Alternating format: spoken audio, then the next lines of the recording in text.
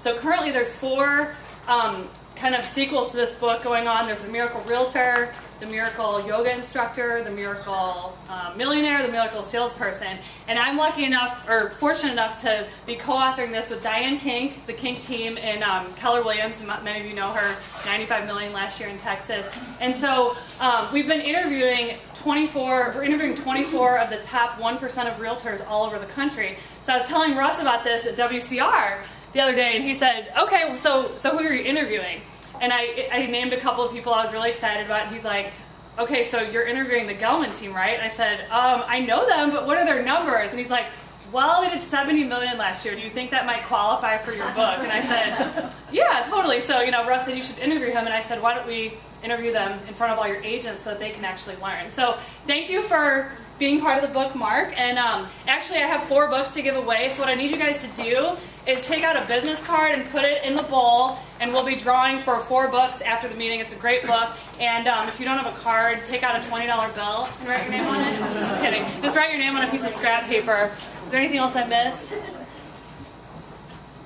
Oh, and then, okay, so I have a lot of good questions. Russ sent me a bunch of good questions, and we're going to ask different questions. I'm sure you guys are going to have other questions, so why don't you go ahead and jot them down throughout while we're talking, and then we'll have about 5 or 10 minutes at the end, and you can ask Mark your questions. So thanks so much for being here, sir. We've got a gift for you at the end, too, of course. So, Mark Gellman, you've got the, uh-oh, he's coming up. Okay. So, tell us a little bit about yourself. Tell us about your background. What did you do before you were a realtor, and how and when did you get started in real estate? So my background is I'm a CPA. I worked in public accounting for 5 years. My first year of marriage, I was out of town 9.5 months. I said, I don't think this is going to work. I went to work for my wife, and I specialize in retail, and obviously it's a natural synergy. Fast forward 10 years, and this is what we do. We're in retail. We just don't have a storefront where people come to us. We go find people that want our product, so it essentially is retail. I went. My wife actually owns retail shoe stores, superstores in the Boot Hill, Missouri, Cape Girardeau, Poplar Bluff, Dexter. I don't know how many people do disc profile. I'm a D. Her father is a heavy D. It's very difficult for 2 Ds, especially one that owns the business, to work together. So that lasted very short. I did during that time start an internet company, shoe business. I was before Zappos. Zappos used to refer me clients. Then I realized that there's no way I'm going to be able to compete with Zappos because I just saw what they were doing. I sold my business. I was always a real estate investor. I got into this business by complete accident. I just took my license, didn't plan on getting involved in this 6 years ago. And interestingly enough, I went to the firm I'm at because of one simple reason. I got all these letters, and I wasn't planning on even getting my license. I got all these letters. Everybody said in my mailbox, you passed your exam, so on and so forth, and I just threw them away. One individual called, and this is fast forward. The recruiter at our organization picked up the phone, called my home number. My wife is sweet as can be. She answers the phone, starts talking to this lady. This lady fills up her ears. She told her maybe I should call her. So I called her and spoke to her, and I went to work. I didn't know any real estate companies. I didn't know anything about it. So the fact is, one individual picked up the phone while everybody else was sending letters. Sound familiar, right? Everybody sends letters on expireds and everything else, but those people that call 1 time, 2 times, 5 times, 20 times actually are the ones that end up with the listing or the client or vice versa. Because we understand that 80% of conversions happen on the 5th touch or after. So if you're not making consistent calls and other. So that's how I got there, which was purely ironic that she called. And so day one, I didn't really know anything about real estate, but day one I went in, which happened to be 6 years ago, and I said I'm going to be the first agent to do $100 million in St. Louis. And people laughed; they didn't know who I was, And I've stuck to that goal. And actually, this year last year we ended up doing right under we did 75,900,000. 201 transactions. This year we should do well over 100 million. And congratulations. Thank you. And and the fact is, I had a goal. I didn't know exactly how I was going to get there, but along the way I met a lot of great people, talked to a lot of great people, met great coaches, learned the pattern, and So one thing I wanted to highlight, so 80% of conversions happen after the 5th touch. So you're saying you should probably call people more than once if you want to be successful. Well, everybody is going to call one time. Some people will call 2. A few will call 3. I mean, I've got listings, and I mean, I guess I don't care if people hang up on me. I don't care if they tell me off. I mean, I explain to my team, what is the single worst thing that can happen to you if you pick up the phone? They can't kill you. They can't shoot you. I mean, the worst thing they can do is hurt your feelings, and I don't care about that. So it doesn't matter to me. So the fact is, I just call and call. And I get listings because some people say you're the only person that called 18 times. At some point, they can say, all they have to say is, I don't want your services. And by the way, if they say, I don't want your services and hang up on me, I love that, because I'm done with them. Yeah. I'm done with them. Now I can worry about the other. And that's why I tell my team all the time, I don't care. I'm one no closer to yes. So I mean. So tell us about your path to joining the 1%. Were you successful right off the bat? What were like the biggest obstacles along the way? Who and what did you learn and meet along the way that helped you? Tell us about your path to 75 million. I mean, again, it's kind of weird when I'm up here having these conversations, because what we do is not rocket science. I mean, I've made money in other businesses, and it's been a lot harder. Right? My wife humbled me very early on, and if I'm redundant, because some of you people have heard me speak, my wife early on humbled me because I'm running out to this appointment, running out to that. She said, relax, you're not saving lives. Like I'm an ambulance, like I'm a policeman, and that's what it really put in perspective. So the fact is, everybody here has the opportunity. The biggest difference is when you guys take bold, 95% of you take bold, and if you continue that for the other, I don't know, was bold a week or a month or 2 months. 2 months. So if you continued bold for 10 more months, you would be doing what we're doing. What I think is great is everybody gets crazy. 2 months, calling, but that's it. Gets you in action. And then nobody does it after that. So I just happen to do it 12 months out of the year, and my team does it 12 months out of the year. And we persist without exception. And that's it. What I do is no different than anybody can do what we do. I mean, again, it's not rocket science. You work with qualified buyers and sellers that want your services. If they don't want them, they say no. If they want your services, figure out how to listen to them and service them. So that leads me to Russ had some really good questions. So the typical ratio between close to list ratio is about 60%. In other words, for every 10 listings taken, an average realtor will sell 6. And you sell 8 for every 10. You've got like an 85% closed list ratio. So why is your conversion rate so high? Do you have criteria for choosing what listings to take? You said work with qualified buyers. And we're working on that. And by the way, I'm not thrilled that it's not 90-something%. The fact is, we work with people that want our services. If you're testing the market, if your house is worth this and this is where you won, we're not interested. We're not the right agents. And by the way, we'll be the second or third agent, no problem. But the fact is, we're going to tell clients what they need to hear, not what they want to hear. And a lot of people, I mean, the other thing is we're negotiating from strength. A lot of individuals that have 1 and 2 listings, they're scared. They cut their commission. They put a sign in the yard at the wrong price. That's not how we operate our business. We're very disciplined. We have standards in place. And we're working with individuals that want our services, need our services. And by the way, it's a win-win. See, when we go to interview for a listing, I'm interviewing them as much as they're interviewing me. A lot of agents think, well, we're interviewing the buyer's interviewing me to see if they want to work with me as a buyer specialist.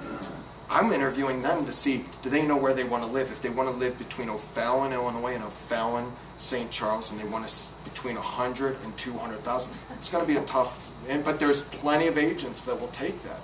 And the fact is, all you're doing is you're not looking at the opportunity cost. Everything we do, we look at the opportunity cost of our time, money, and energy. The way we don't run around is we work with people that want our services that are realistic. Cool. And how do you handle, where Russ is all about being specific in here. So walk us through, how do you handle if you're working with someone that you chose to work with, and that they need to reduce their price, they need to do a price reduction, but you don't, what am I trying to say? You know that they need to do a price reduction, but they're not necessarily so receptive to that. How do you handle, you know, price reductions? Sure. And well, I mean, again, I'm their trusted advisor, so the fact is, I'm not looking for aggressive price reductions on a daily basis. I'm educating my clients. My clients, we talk to them all the time. Most of our 90%, 95% of my clients ask for a price reduction. We don't ask for them. Because the fact is, we're educating them so much on the market. Here's what's sold. Here's what's going on. The house, by the way, unfortunately, that house just came on down the street that has a finished lower level. You don't. And by the way, it's going to sell before yours. So, and it's fine. If you want to sell after them, that's fine. Yeah. I mean, I'm not looking to twist anybody's arms. We look to educate them, but I'm always like, look, I'm cool with that. I mean, if you don't want to do, I'm cool with that. Do you establish yourself as a trusted advisor from the beginning so that they respect, you know, that what you're doing is the best for them and the best for everyone? Absolutely. I mean, again, it's all about transparency. I mean, it's just setting the right, I'm all about expectations, setting expectations up front. And again, not every seller's for us, and I'm not for every seller, and I'm fine with that. Because there's plenty of people, there's plenty of agents that will take over, you know. And by the way, sometimes I've missed. I mean, and this is a weird market that, I mean, there's been times I thought the house would sell here and it sold up here and somebody else got lucky, you know. And that's fine. We're it's overall. not your job to predict the market. Right, overall, but we do have overall consistency of knowing where homes should be priced. Because we have market knowledge. I mean, we sell and see a lot of homes. And that's what I would recommend anybody do. You want to work in an area, know every home in that area. Every day, know what's coming on the market. Great. So tell me a little bit about, since we are, you know, this book is based on the miracle morning and what people do in the morning. So, you know, you're saying you do what most agents do for 2 months, for example, during Bold. You do it all throughout the year. So tell me a little bit about your, you know, routines throughout the day, you and your team, you know, from what you do in the morning before you go to work till, you know, what are the systems that you have in place to make sure that everything you do all day when you're working is, you know, effective. Right. And well, so I have the luxury, because obviously we have an unbelievable team and we're into specialization. So I only work with listings in X area, and so I have listing specialists, I have buyer specialists that work price points, areas, etc. So it's a little different. If we were to rewind when I first started, it'd be easier because I was just a one-man show even before I brought my brother on the team. Actually, day one I really hired I was fortunate, so I hired an admin person day one, which if you don't have an admin person, bite the bullet, because you're doing non-dollar productive behavior that's just a complete waste of your time. I see people in our office that are busy doing nothing. They're busy doing postcards, I mean, that's not going to add value. Being on the phone, working with qualified buyers and sellers is what's important. So if you were to back up to when I first started, when I was just myself and an admin, I was all about dollar productive behavior, which is working with qualified buyers, prospecting, lead, follow-up, and then writing contracts, negotiating. And that's really all an agent should do. I don't need to do postcards. I can have an admin do that. I don't need to dot the I's, cross the T's on a contract, let the contract to close. So the fact is, my only focus is where can I find buyers and sellers that want to use my services. I mean, expireds are such a low-hanging fruit that that was a huge part of my business early on. I mean, my first listing ever was a gated community, and again, if you've heard this, I apologize, but my first listing ever was right off of 141. There's a gated community of 40 and 141 in Cedar Springs. It was an expired. I go up there, the guard's there, a guard gate. He pulls out his clipboard and he looks and he's like, oh no, they're out of town. So I quickly memorized the person's cell phone. I called the owner. And I called the owner. How'd you get my number? Oh, a neighbor gave it to me. And that was it. I just went there. I did activity. I went there, talked to the guard. Can I get in? Can't get in. Got the phone number, called him. And that's just what it is. 99% of agents aren't going to do that. So, there was a great quote, and I can't remember how it goes, but essentially it was that every lead you're going to follow up on, there's people that are going to be receptive and not receptive to you. And the ones that aren't receptive to anybody. They're rude to everybody. But the fact is, the one that gets their business is one that can hang out throughout the process. And somebody quoted, he said, I'm that guy. I'm that guy that can work, because somebody's going to work with that guy that's a jerk or whatever. It's interesting you talk about expireds, because pretty much everyone who've interviewed for the book, I think I'd say 95% of the people have said, they started with, you know, the Mike Ferry training or something like that, where they're training you just make phone calls a day, call expired. So that's kind of how you started, was just, you know, you made the most phone calls, and then as you were more successful, you got the luxury of, you know, hiring people and really choosing who you're working with. Well, every night on the way home, I scheduled 2 hours before I got home, and I would door knock. Again, it was just a little differentiation, and I just was aggressive. I mean, again, there's no, to this business, I hate to minimize it, but nothing's changed for anybody that's been in it 20, 30, I mean, I've been in it 6 years, but the fact is it's the same business. You still have to talk to people, you still have to find out who's looking to buy. Yeah, we can do all this internet lead generation, and Mickey Mouse signs up on our websites and Donald Duck, and you may convert them, you may not, but the fact is, I want to work with these people that want my services, and by the way, then I need to convert it, then it's on me, you know, so. Yeah. Expireds. I mean, it's easy. And open houses. I mean, I used to do open houses. I used to do 5, 6, 7 a week. Wow. Because why not? I mean, what the people are. well, the problem with a lot of agents is they do nothing great. They just do a lot of things. They do a couple open houses a month. They do a couple expireds, a couple FISBOs.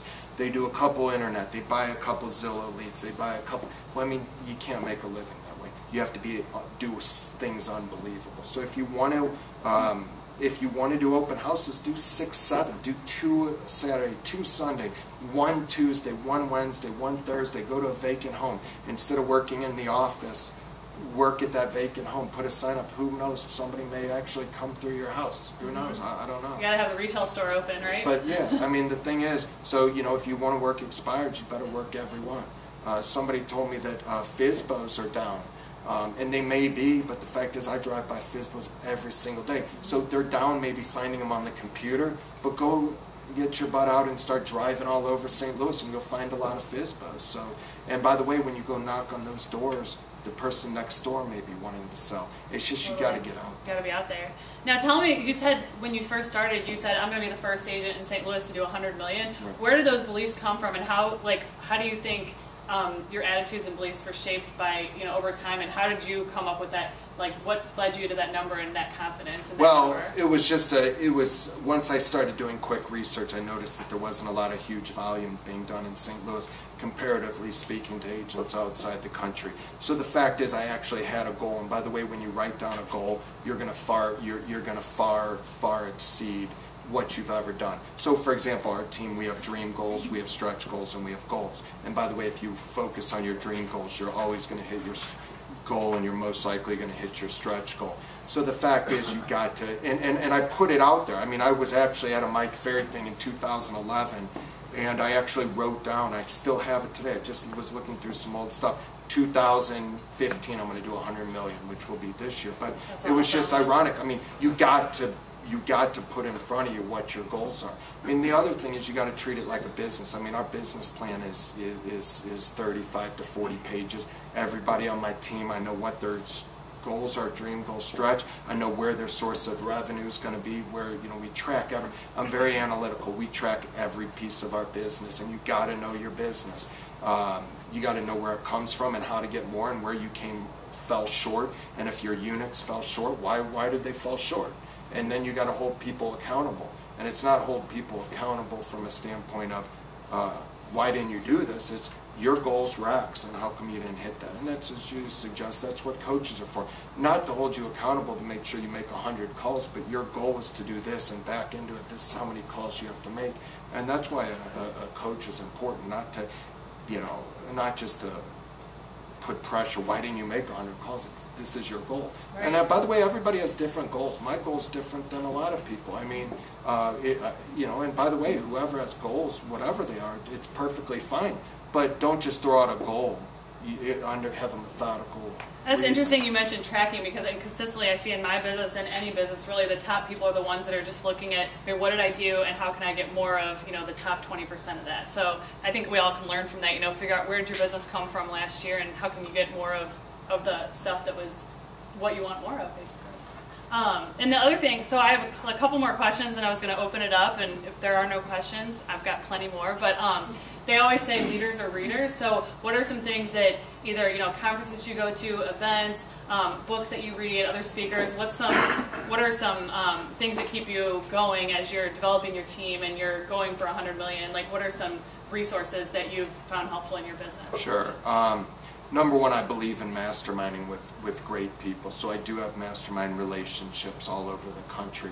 And I don't have these, and I'm in a lot of these Facebook groups and other, but the problem is in our industry, nobody really, most people on these stages and other, like if anybody ever questioned, like Maris shows our volume at 70 million, we really did 76. If anybody questioned it, I would transparently like show where the other came from.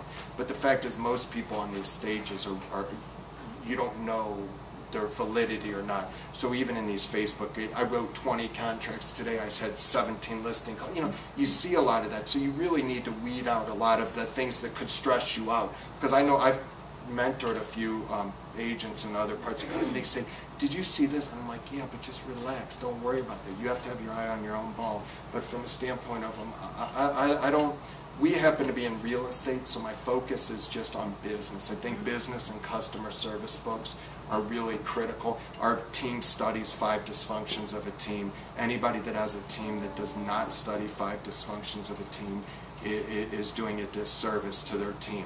And by the way, it's in any team. It's not just in real estate. It's in anything. And because culture, if you're going to build a team, the most important thing you can have is you have culture. I see a lot of teams all over the country who ramp up. I'm going to hire 20 buyer specialists, I'm going to do this, and they all fail, or they don't do a lot of volume. Because the fact is we're very small, we're very selective. And the fact is we're all about culture. We read our mission statement to start every meeting. We read our core values to end every meeting. We have a meeting every single day. I mean, there's demands on what we do, but the fact is we're all about a team, we're all about culture. 5 Dysfunctions of a Team is just a phenomenal book. I think it's important for people to read, St. Louis Business Journal. Things like that that are really going to, here's the pulse, what's going on. Because, by the way, you have to be able to relate to, when we do our scripts and dialogues and there's a buyer. So why is Chesterfield important to you? Oh, because I'm working there. Great, where do you work? And then they tell you, and then you actually can sound like you have some credibility. So by the way, I like to just be well read, and I like to know a lot about what's going on. From a standpoint of, so I'm doing masterminds, the thing you have to be caught up on, and I'm going to less and less of the masterminds nowadays because there's so many ideas. And by the way, so many people have hundreds, and they're great ideas, but you again go back to, you got to be great at, you can't be good at a lot of things, be great at some. So I have 5-year plans that I'm going to roll out this. I'd love to roll everything out today, and if we did, we'd do 200 million, but I don't have the depth, the breadth, and the energy to do it all. So I have plans, but there's people that just, they go, and realtors love to spend money. I mean, they love to waste money. The new idea, this is the newest lead generation. Everybody gets it, buys it. By the way, it doesn't matter. There's so many leads to go around. You don't need the best lead generation. You need to convert better. And how do you convert better? So it's all about conversions, not lead generation. So I have one more question, and then I'd like to open it up if any of you have questions. But if you were a brand new realtor comes to you and says, I want to do 100 million in 5 years, what's the first thing they should do? What's the best advice you have for a new agent that wants to rock it out? The first thing I'm going to do. Great. You want to do 100 million when? Do you want to do it next year, which is going to be very difficult? Do you want to do it in 6 years? Great. How are we going to get to the 6 years? What's the roadmap look like? Work backwards, and then start building your business. I mean, a new agent, day one, I had no credibility with the marketplace. I had my friends, family, etc. Now they list with us and work with us, but early on, don't expect friends, family, and to list with you and work with you. You got to build credibility. How do you build credibility? You start selling. How do you start selling? You find people that want to buy and sell. Start then, working off of those. And by the way, that's instantly how you get credibility. So, I mean, friends, family took a couple years, our SOI, and that's a big portion. About 40-something% of our business is that, you know, it is that, you know, So so your that influence. this year we'll sell 300 and something homes, and it will be 120 something deals will be SOI referrals, etc.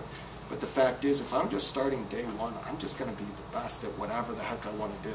Whatever I feel comfortable with. If I want to meet people face to face, I don't like the phone, then I'm going to hold open house every day. If I feel comfortable with the phone, I'm going to call expired. I mean, obviously. Pick one thing. Be good at Yeah, it. and I mean, we've sold homes. I mean, I can't believe it, but people come into our open house. We sold a $1.9 million home last year to a guy, the CEO of a company that should know 100 realtors, but yet he uses us. He didn't even know us. So every day you guys have the opportunity to convert people. I mean, it's not rocket science what we do. If you care about people, you have great systems in place. You listen to them. Our biggest problem is they want a 3-bed, 2-bath, and we try to sell them a 2-2 or a 2-1. They get upset about that. You listen to it. And by the way, there's nothing wrong with saying, look, I know you want a 3-bed, 2-bath. Here's an unbelievable value of a 3-1. You can add another bath. I heard you say you want a 3-2, but here's what you can do. So at least they know you're listening, but here you're giving them options. Again, we're just, as the internet becomes more and more, we got to add more and more value. I think I like, you know, repeated theme is you pick one thing and you're good at that. I think we all get distracted with the shiny objects and, you know, distractions, and we have to really know what we're going after. So I'm sure you guys have some questions. Who wants to ask Mark a question? I know Russ probably has a million, but who has a question for Mark? Yeah, Vicki. Mark, I was just wondering how you handle people who screen their calls. For instance, you call an expired, you get a recording. Do you go ahead and leave a message, or do you just keep dialing until I just keep dialing from different numbers. I mean, I just keep going until, you know, because by the way, everybody else stops. So eventually their load of calls will stop. So I just keep, I don't, it's just, if you have the systems in place to make sure, our problem is, a lot of people, is that we're not good at follow-up. So you call them once, and then it's on a Post-it, and you lose the Post-it. So then you're you know, we're very methodical. So we have follow-up systems that we know to call them every day and just keep hounding them. I don't care. That's the thing, honestly. I don't, it doesn't hurt my feelings if they don't want to work with me. I'm cool with that. Kathy? And then Barbara. I was just wondering how many are on your team? Sure. And administrative assistants. Right. So we're very small. Last year, for example, we just had one closing coordinator that did 201 deals. We have one listing specialist that just marketing. We do have part-time marketing individual. And then really I have a listing specialist, and then three buyer specialists. That's it. I mean, our buyer specialists do, you know, 30, 40 deals. I mean, it's we have very high demands. I mean, and that's what everybody should hold themselves to, high standards, and you know, and so that it's a small team. I mean, there's teams that are doing have a lot more people than us. But again, I'm about quality, not quantity. So let me clarify. So it's you and Neil. Yes. And then one admin, one listing side, one buy side. I mean, one listing side, one closing coordinator. Dots the I's, crosses the T's. Now we are working on hiring under each of them, because this year we're going to do over 300, and it's really taxing on our people. So, for example, we have a listing manager that will sell this year 100 and something homes, just one individual. He has his own assistant. So I mean, I believe in making sure leverage. Key is make sure you're doing what you're good at. You know, make sure you're doing what's dollar productive. Don't work, you know, do non-dollar productive behavior. Oh, before I had one quick follow-up question to Vicki. You said you have a system for follow-up, so do you guys use, what is your system for follow-up? Is it like Google Calendar, Outlook, or what is your system? So, I mean, we use Top Producer, quite frankly. We like Top Producer, but for the first 3 years we used it purely as a Rolodex. We actually use it as what it's meant to be, which you're able to launch action plans, and really we have a lot of great, I mean, it's a huge commitment. The systems are key, by the way. I mean, because in order to do the volume we're doing, you have to have great systems that you're prepared for the growth, because the last thing you want to do is have this growth and then you can't handle it, and then it's counterproductive. So the fact is, we built our systems out and let our company grow into it. Barbara? Well, first, thank you for having us interview here. It's really helpful, so thanks for your time. You know, we often hear that we're not in real, like, it's not about real estate, it's about following a schedule. So if we could get to, like, the heart of, like, what time do you get up? You know, what time do you read in the morning? Like, what time is your company meeting? What do you, what is your daily, like, do you have the same schedule every day?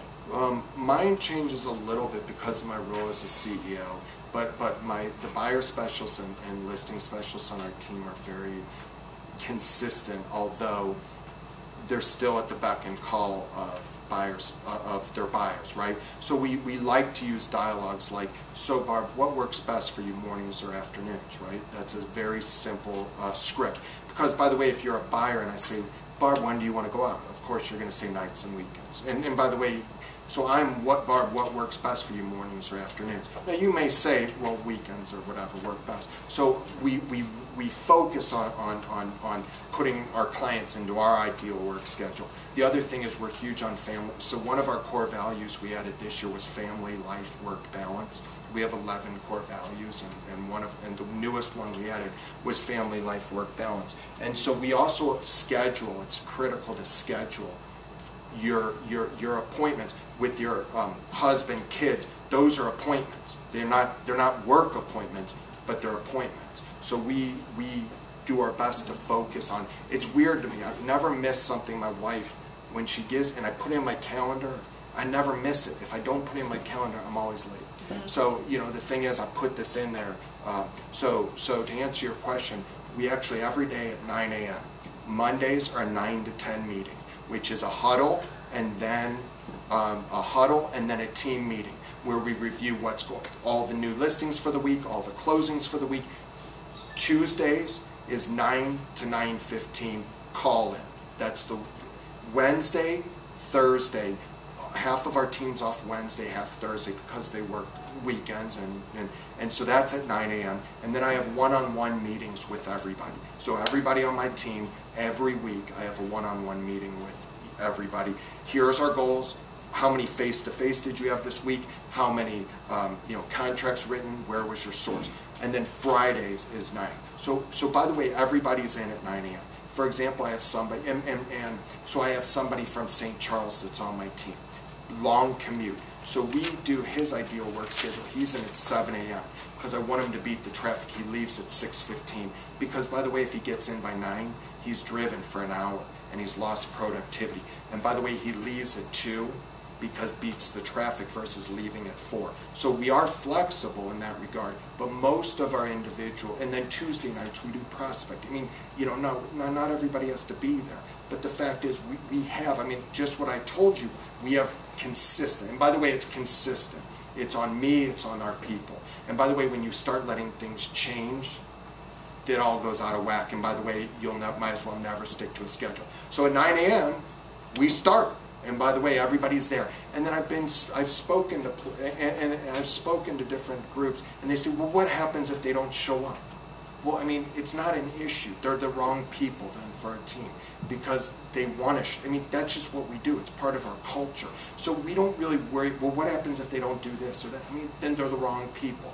So we're very focused on whatever works well for them. If somebody on our team, child plays hockey, well, they have practices on X. It's scheduled in their schedule. So the key is whatever works well for you, put it on paper. If you're always going to prospect from 10 to 11, then put it on paper. And that's the key. My schedule's different from yours and yours different from everybody. But the key is figure out what schedule works well for you and do it. If you're going to have date night every, once a week, whatever, put it on there. And by the way, you'll never miss it. See, it's funny. Our business and a lot of other, so did most people go to closings, shake hands, whatever, right? Well, how many closings have you missed? Very few, right? If your client expects you to be at closing, you're going to shake their hand and be, but yet we miss everything else.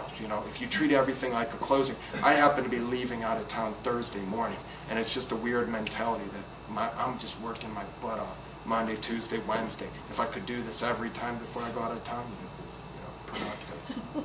So. Probably have one more question, and then I've got a kind of closing question. So does anyone have one more question? Ross, do we cover all yours? Oh, Judy. What time do you start your day? I'm early. I mean, I usually get up 5:15. It's hard for me to sleep because I got a lot going on, in my mind. But I like it. I mean, I love it. I love just, I have a passion for this business, right? So the day that I don't have a passion for this business, I probably won't be in it. Because everybody here, I mean, we all can make money doing other things. I just happen to love this business. I think it's a phenomenal opportunity. I mean, when I talk to different groups like this, and everybody does different volume, it kind of upsets me when I see people that have such great potential not doing a lot of volume. Like, I commend Russ. If I were in Russ's shoes right now, like working with them, I'd be so frustrated, and Judy too, because you guys have, not you, but everybody has such great potential, and you're like, man, why don't you just do more, No, I mean, it's such an easy business, and that's the whole key is, what? It's just if you do it, you just have to, and that's, I don't know how else to, because it's not hard. You just have to do something. So last thing I'm going to ask you, you're going from 200 to 300 transactions this year, so that's a big jump. So what's like the one thing that you're changing or altering this year to really take you to that next level? Sure. Well, and it's not that big of a jump actually, and I think our goal is 365 actually, but we went from 91 last year to 201. So actually that was a bigger, and our goal was 185, so we actually blew by 185. And I was more stressed out last year going from 91 to 185 than I am this year. Because, by the way, I know what activities we have to do. I know how everything converts, and I know what we need to do, which ours is a little different. We just need more people. Mm-hmm. So, but we know that if we fill in spots, we have the systems in place. We have the lead generation. We just need to convert better, meaning not convert the ones that we talk to, but the ones we don't talk to, we need to talk to them. So you already made the big jump this year. It's just implementing the systems with more people. And again, if you know where your business comes from, if you know where it's going, and you know what's happening, it's not difficult. I was always impressed by people that knew, and I don't know this, but I was always impressed by people that knew if you make, how many calls you have to make to get an appointment, and how many appointments it takes to get a listing, and I'm sure Judy could do that. But if you know all those, by the way, it's easy. If you want to sell 500 homes, you just better make 10,000 calls, whatever that number. Judy can help you, and that's it. The best agents can tell you. Now I can tell you a lot of other things. I just don't know that exact one. Yes. How are you sharing your leads with the different buyer segments? I control every lead, and I don't control it in a bad way. I control it because a lot of the top agents in the United States do round robin and other things. I don't believe in that. My objective is to service the client, to meet the client's needs. So I actually, which just puts undue pressure on me, but I actually talk to every single person for the most part. And I actually know who's going to be a fit. Number one, because I know everybody on our team, their DISC profile. I know their profile. I can get an idea on the other's phone. Plus, we're area and price point specific. So, by the way, I know that if I have one of our buyer specialists wrote today $1.3 million contract. I know that there's 2 on my team that can handle that buyer, right? So, at least as of today. So I know that $1.2 million goes, other leads went to others. So I don't believe in round robin. I don't believe in anything systematic in regards to those type of things. I don't believe in systematizing a person. I believe in systemizing the systems to touch that person, but I don't want to make you a number, and I don't want to make you a number that just somebody needs to sell you a home. Because I don't care about selling you a home. I want to build a relationship. And if the byproduct is you're the right buyer and you're going to buy a home and we're going to be the one, great. And then I'd expect business down the road from you. I'm looking to build relationships. So you're fielding all the buyer calls? And then except for some of this lead gen that comes in through the internet, Mickey Mouse, Donald Duck, those kind of things I don't. And but all of our other leads that come in, 90-something% actually comes directly to me. And that's really one of my biggest commitments, is to do that and answer and return my calls. I very rarely don't answer my phone. Very rarely do I not answer my call, because I realized early on I own a lot of apartments and other. When my tenants were calling, if I don't answer the phone, they're going to leave a message and I have a problem, because they're not calling to say hello, good morning to me. there's a problem. So why not just answer your phone, nip it? We're very big on if there's an issue, let's nip it. I'm not one of these agents to try to be a hero to my client and work it without them knowing, like, you know, problem. I just bring the problem. Hey, we got this problem, rest assured I'm working on it, but we got this problem. I don't like surprises.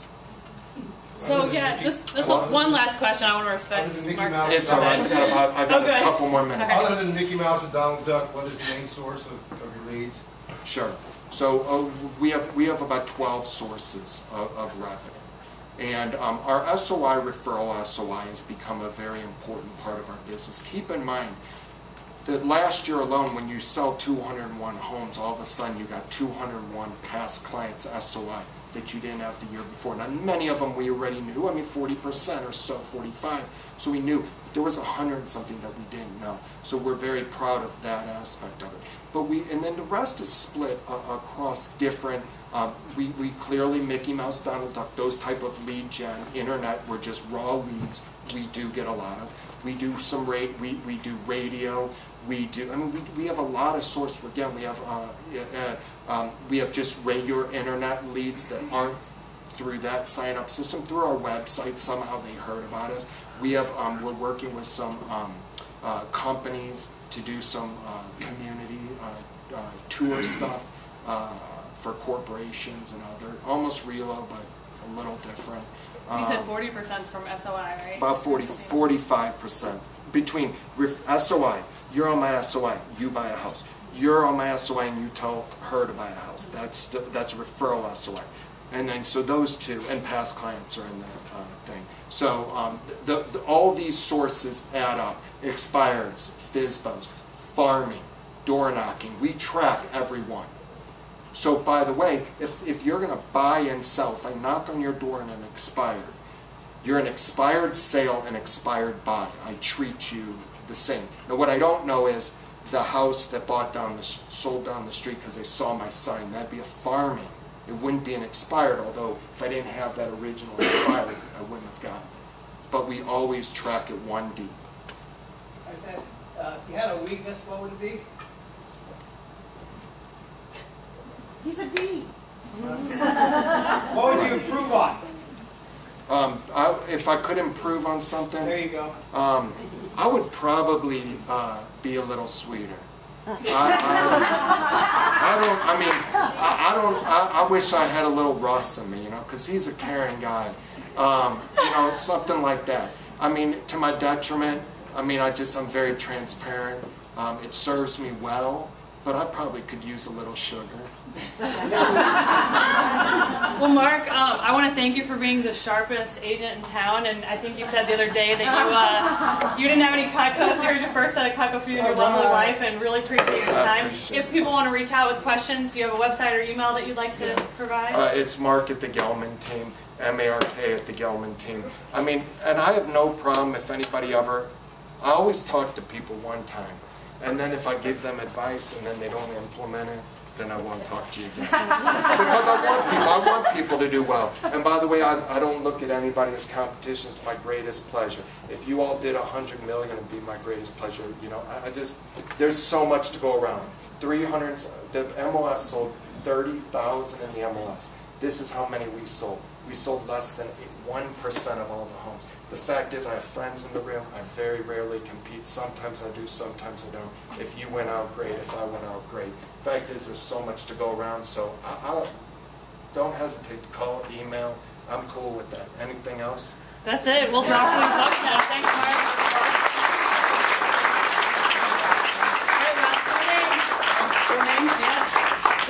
Thanks for the great questions, you guys. Tamara? Thanks. Here's Tamara. Come get it. Terry? Terry Matthias? Best day of your life. You got to roll against the wall. When I stop concentrating. Becky Scherzer? And Oh, is that fair? Naomi. Naomi Neal. Oh, or is it Barbara Bloss? I think it's Naomi. Thank you. wrap up your meeting. Okay, let's wrap up real quickly here. I want to point out something. Mark's already left, but I want to point out something that Mark said.